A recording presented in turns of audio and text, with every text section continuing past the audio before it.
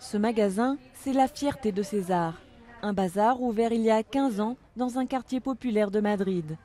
Avant la crise, il recevait jusqu'à 1000 clients par jour.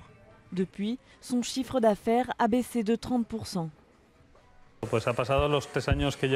Cette crise brutale dure depuis déjà 3 ans. Il nous est impossible de continuer. La baisse de la clientèle est continue, le pouvoir d'achat baisse aussi. Et en même temps, les impôts ont plus que doublé. C'est intenable. Après avoir tenté de sauver son commerce, César a baissé les bras. Il liquide ses stocks en désespoir de cause, comme il est écrit sur les t-shirts de tous ses employés. 8 salariés, dont son épouse, ses 2 fils et ses 2 belles-filles, qui seront bientôt sans emploi et viendront s'ajouter aux 5 millions de chômeurs espagnols. En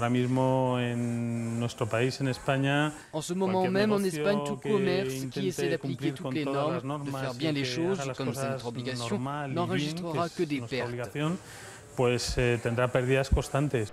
Des dizaines de milliers de commerces ont fermé en Espagne depuis le début de la crise. Et les mauvais chiffres s'accumulent. En avril, les ventes de détail ont baissé de près de 10%, du jamais vu en Espagne.